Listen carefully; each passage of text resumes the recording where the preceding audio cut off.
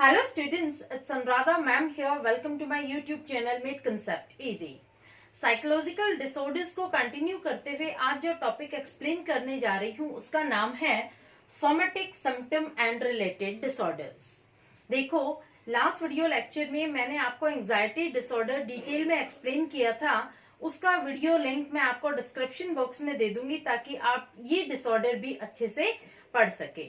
आज मैं आपको एक्सप्लेन कर रही हूँ 3 तरह के डिसऑर्डर। पहला है सोमेटिक सिम्टम डिसऑर्डर, दूसरा है इलनेस एंजाइटी डिसऑर्डर और तीसरा है कन्वर्जन डिसऑर्डर। तो सबसे पहले मैं आपको बताती हूँ सोमेटिक सिम्टम डिसऑर्डर क्या होता है। देखो, जो ये वर्ड है सोमेटिक, सोमेटिक का मतलब होता है pertaining to body, pertaining to body, यानी जो भी डिसऑर्डर यहाँ एग्जिस्ट होगा वो आपकी बॉडी से रिलेटेड होगा। जो भी प्रॉब्लम एग्जिस्ट होगी वो फिजिकल प्रॉब्लम्स होगी।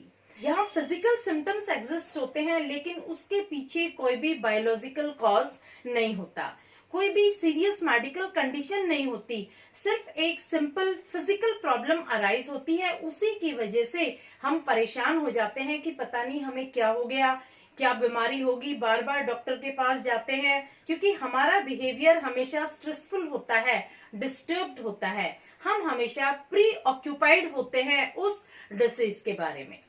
तो देखो, जो सोमेटिक सिम्टम डिसऑर्डर है इसमें फिजिकल सिम्टम्स अराइज होते हैं, यानी जो भी आपको प्रॉब्लम एग्जिस्ट होती है, जो भी प्रॉब्लम अराइज होती है उसके फिजिकल सिम्टम्स तो आपको दिखाई देंगे लेकिन कोई बायोलॉजिकल कॉज वहां नहीं होता है, ना ही कोई सीरियस मेडिकल कंडीशन एग्जिस्ट होती है।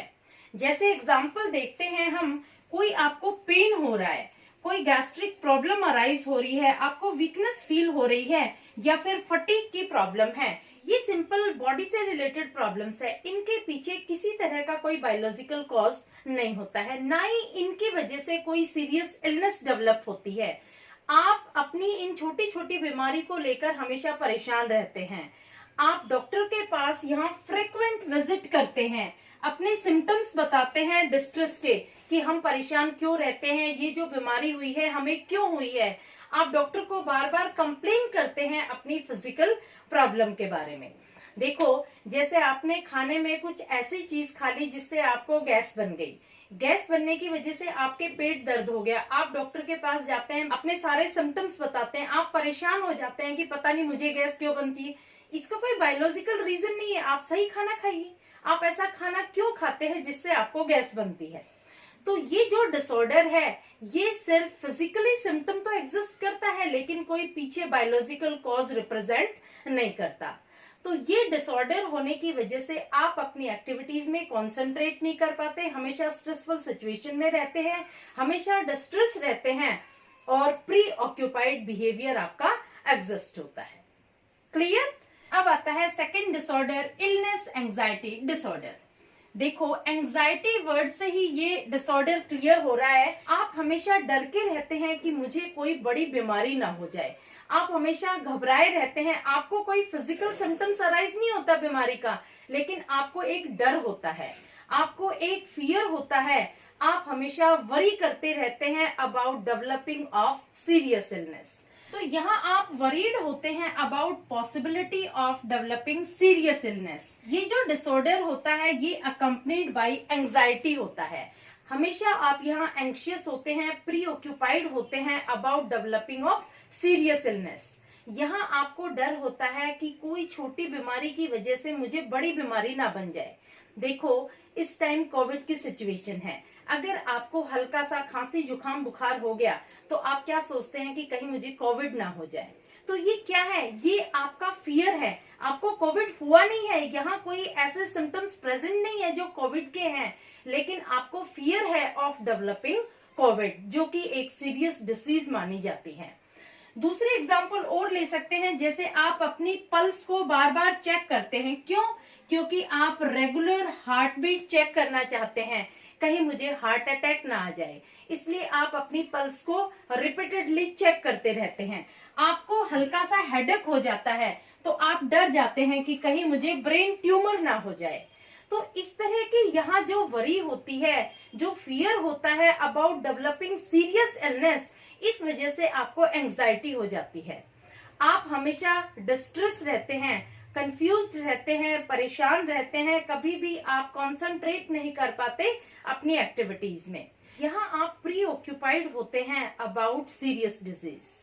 देखो, जो भी आपकी वरी होती है, मेन कंसर्न होता है, मेन एंजाइटी होती है, वो डेवलपिंग ऑफ सीरियस डिजीज के बारे में होता है। यहाँ आपके पास कोई भी बॉडी की सिम्टम्स नहीं है कि आपको कोई बीमारी है, लेकिन सिर्फ आपको एक चिंता है कि कहीं फ्यूचर में मुझे ये बीमारी ना हो जाए। इस वजह से आप हमेशा डिस्टर्ब्ड फील करते हैं। क्लियर? तो देखो, इन दोनों में डिफरेंस क्या हो जाएगा। जो सोमेटिक सिम्टम डिसऑर्डर है, इसमें फिजिकल सिम्टम्स होते हैं किसी भी डिजीज के, लेकिन बायोलॉजिकल रीजन नहीं होता है। और जो एंजाइटी डिसऑर्डर होता है, इसमें क्या होता है, मेन कंसर्न एंजाइटी होती है, यहाँ कोई फिजिकल सिम्टम्स एग्जिस्ट नहीं होते। क्लियर? नेक्स्ट आता है कन्वर्जन डिसऑर्डर।